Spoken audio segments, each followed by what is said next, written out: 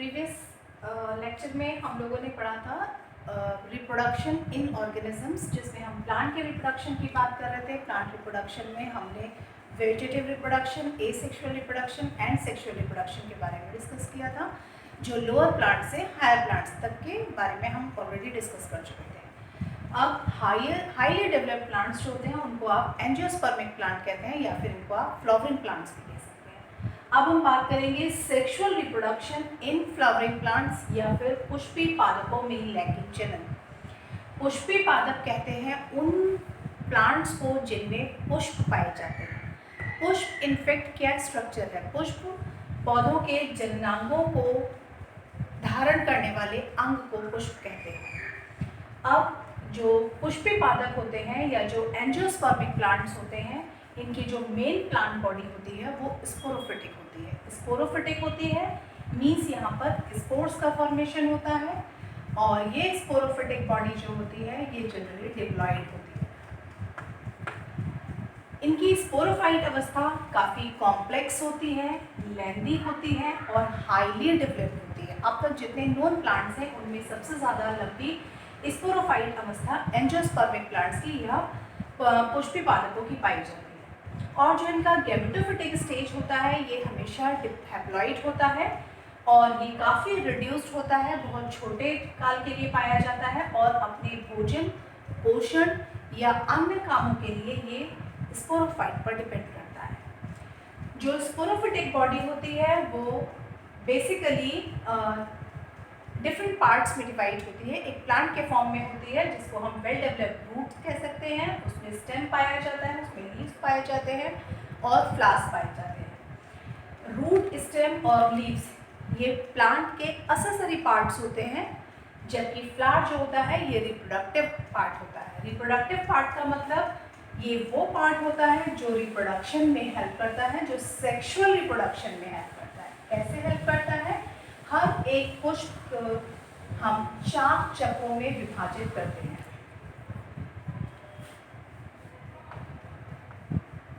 हर एक पुष्प को 4 चक्रों में बांटा जाता है।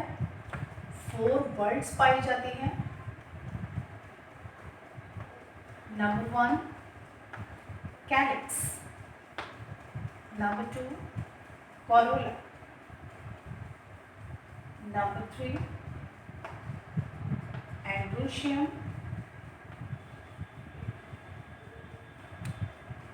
and number 4 gynoecium.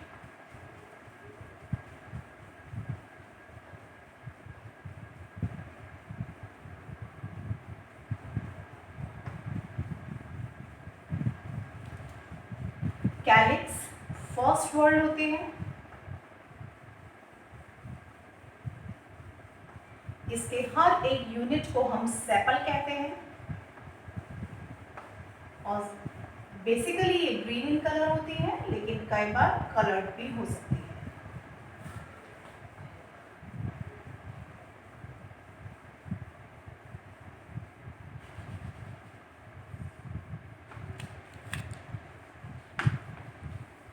Corolla second word होता है। इसके हर एक यूनिट को पेटल कहते हैं। ये कलर्ड होती है।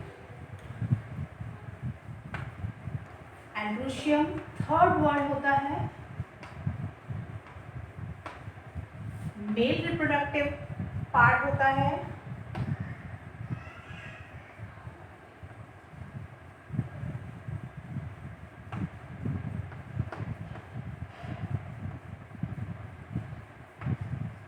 इसके हर एक यूनिट को स्टैमेन कहते हैं। गाइनेशियम फोर्थ वर्ड होता है। फीमेल रिप्रोडक्टिव पार्ट होता है, और इसके हर एक यूनिट को हम कार्पेल कहते हैं।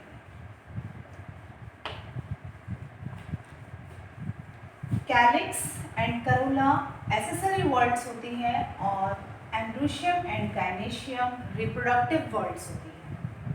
तो बात करते हैं एंड्रोशियम और गाइनेशियम। एंड्रोशियम में फॉर्मेशन होती है मेल गैमीट्स की, तो हर एक एंड्रोशियम में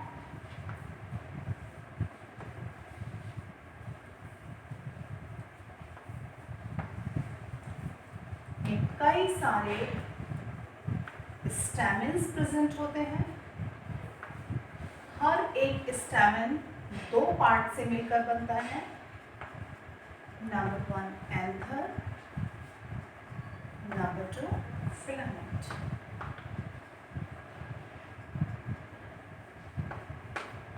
एंथर्स हमें ज्यादातर प्लांट्स में एंथर्स डाइथिकस होते हैं। डाइथिकस मीन्स 2 लोब्स के बने हुए होते हैं।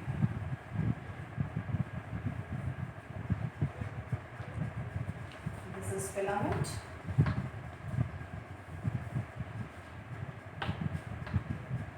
These are anther lobes.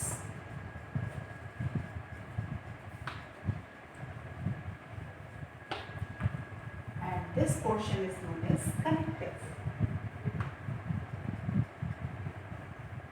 वो पोर्शन जहाँ से एंथर लोब्स अपने फिलामेंट से जुड़ी रहती हैं, उस पोर्शन को हम कहते हैं कनेक्टिव। डाइथिकस होते हैं और टेट्रास्पोरेंजिएट होते हैं।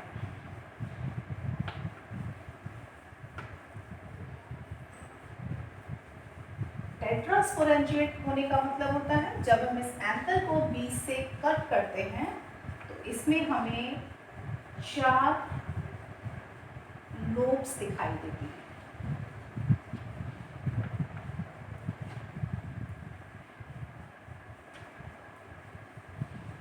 चार लोब्स दिखाई देती हैं, इसलिए इस तरीके के स्ट्रक्चर को हम कहते हैं टेट्रास्पोरेंजिएट।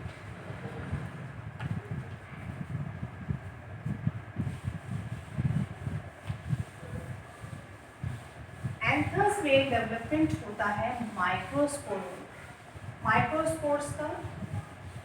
और अब हम पढ़ते हैं, अब हम लोग बात करते हैं माइक्रो या एंथर के डेवलपमेंट की। पहले एंथर कैसे बनता है?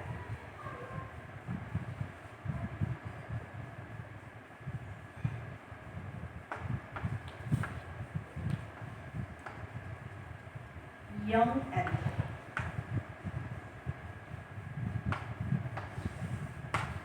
एक यंग एंथर हमेशा एक लोब या उभार के रूप में पाया जाता है।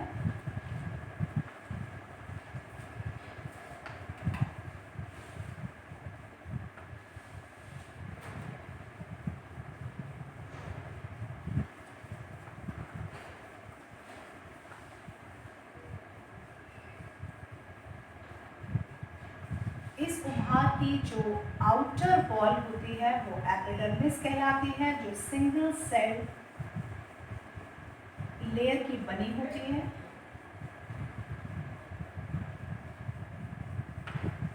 एक कोशिकीय परत होती है जिसको हम एपिडर्मिस कहते हैं। इस एपिडर्मिस के अंदर नंबर ऑफ मेरिस्टेमेटिक सेल्स बने होते हैं।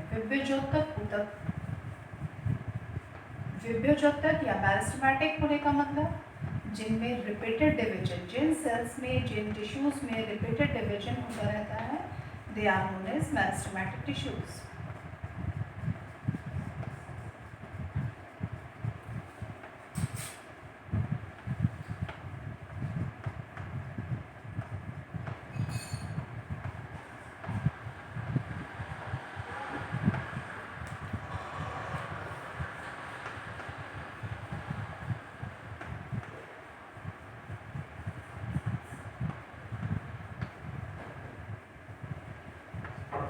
Within a time being, ये लोब 4 लोब्स में, 4 लोब वाले या स्पैरेंजिएट स्ट्रक्चर में कन्वर्ट होने लगती है। आउटर वॉल एपिडर्मिस ही कहलाती है, सिंगल सेल की बनी हुई होती है।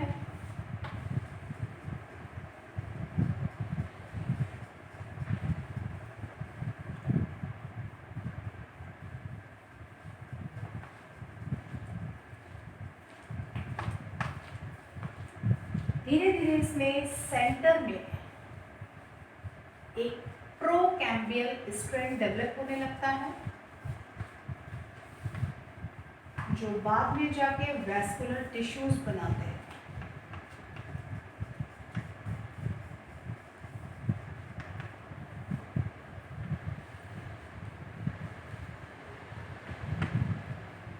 जो कॉर्नर्स के सेल्स होते हैं,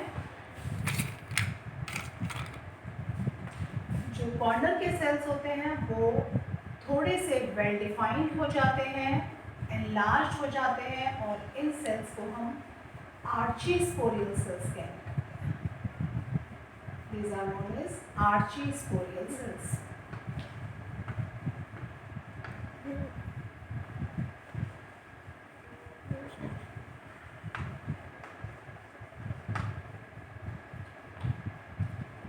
बाकी सारे सेल्स फिर मेरिस्टेमेटिक।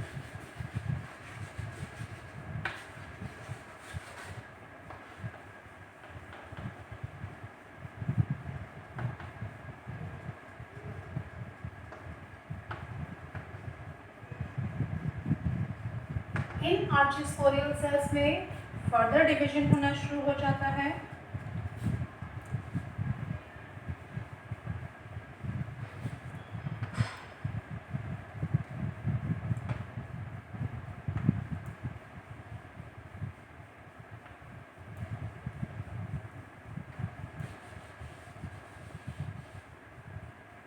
हर एक आर्चिस्पोरियल सेल एक पैरिक्लिनल डिवीजन के बाद दो तरीके के सेल्स में डिवाइड हो जाता है। जो आउटर वॉल की तरफ सेल्स प्रेजेंट होते हैं उनको हम प्राइमरी पैराइटल सेल्स कहते हैं।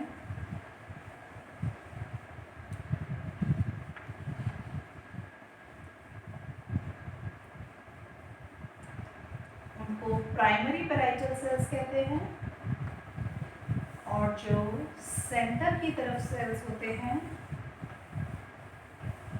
उनको प्राइमरी स्पोरोजिनस सेल्स कहते हैं।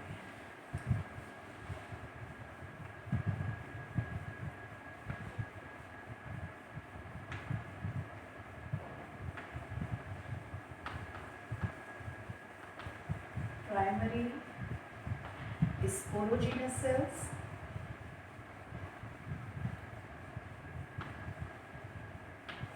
Primary parietal cells.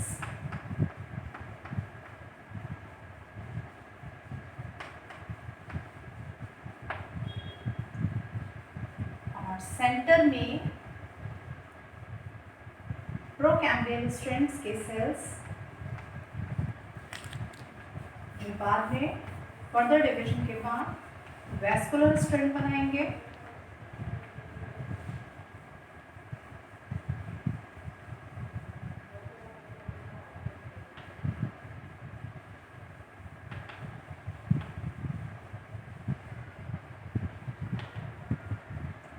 जितने भी प्राइमरी पैराइटल सेल्स होते हैं इनमें हमेशा पेरिक्लिनल डिवीजन होता है, और जितने भी स्पोरोजिनस सेल्स होते हैं इनमें प्राइमरी पैराइटल सेल्स में पेरिक्लिनल और एंटीक्लिनल दोनों तरीके के डिविजन्स होते हैं, जबकि स्पोरोजिनस सेल्स में हमेशा प्राइमरी पेरिक्लिनल डिविजन्स होते हैं। सेंटर में फिर सारे मेरिस्टेमेटिक टिश्यूज,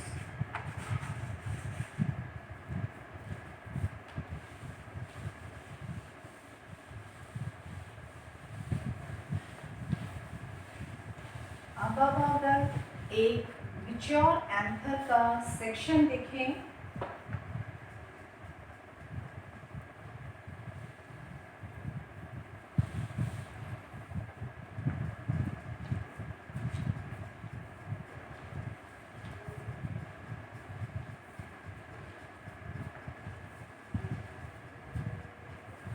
टेट्रास्पोरेंजिएट स्ट्रक्चर होता है।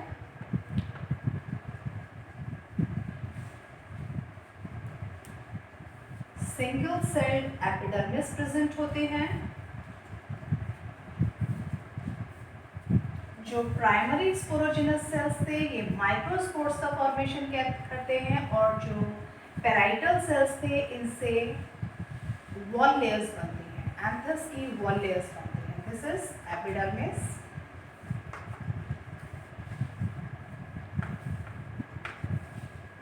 एपिडर्मिस के ठीक नीचे हाइपोड एंडोथीशियम की लेयर बन जाती है एंडोथीशियल सेल से।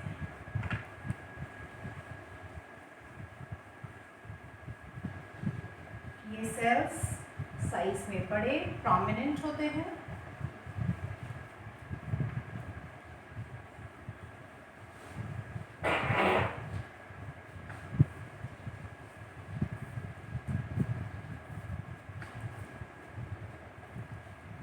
एंडोथीशियम के ठीक पीछे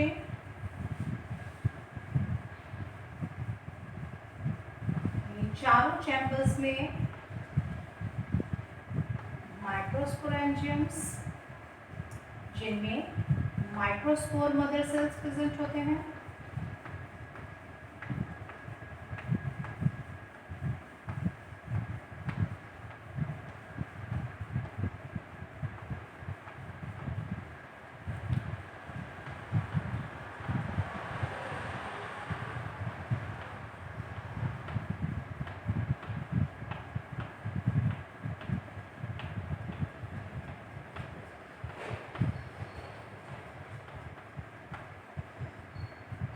Microspore mother cells,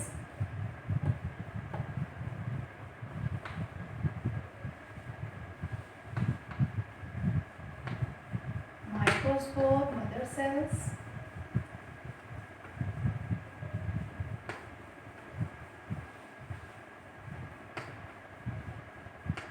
microspore mother cells के ठीक बाहर टैपेटम की लेयर होती है।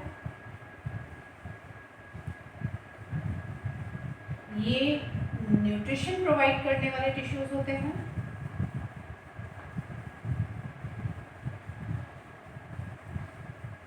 टैपेटम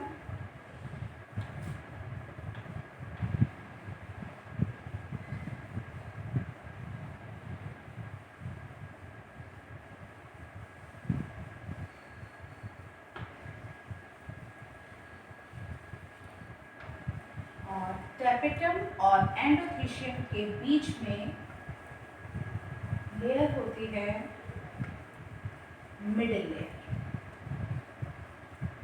जो मल्टीलेयर हो सकती है, 2 से 3 परत मोटी हो सकती है। मिडिल लेयर और सेंटर में वैस्कुलर स्ट्रैंड,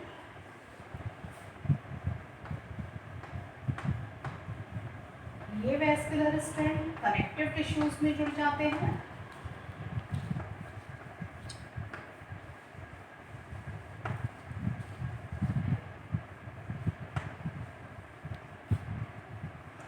ये कनेक्टिव बनाता है अंदर का। This is epidermis. एपिडर्मिस के ठीक नीचे एंडोथीशियम,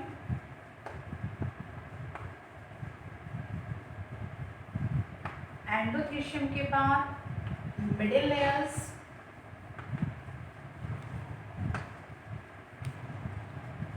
मिडिल लेयर्स के अंदर लेयर ऑफ टैपेटम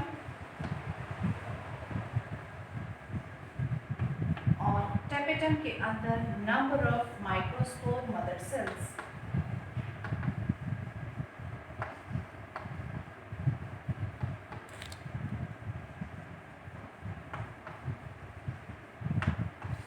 ये माइक्रोस्पोर मदर सेल्स, ये डायग्राम है एक वेल डेवलप्ड एंथर का, TS section.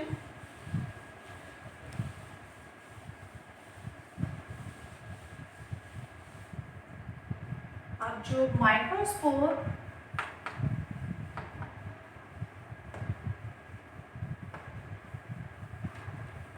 Mother cells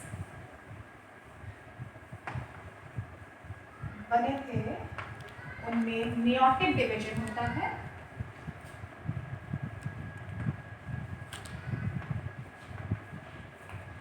meiosis होती है, जिसकी वजह से 4 हॉप्लॉइड माइक्रोस्पोर्स का फॉर्मेशन होता है या लघु बीजाणु।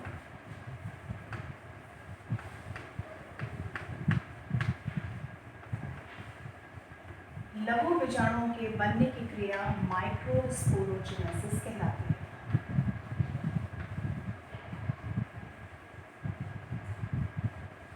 What is microsporogenesis? Formation of microspores via meiotic division is known as microsporogenesis। अब ये माइक्रोस्पोरोजेनेसिस कैसे होती है, लघु बीजाणु कैसे बनते हैं?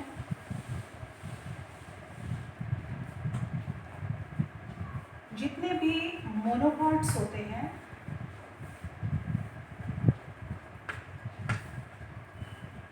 उनमें और डाइकॉट्स में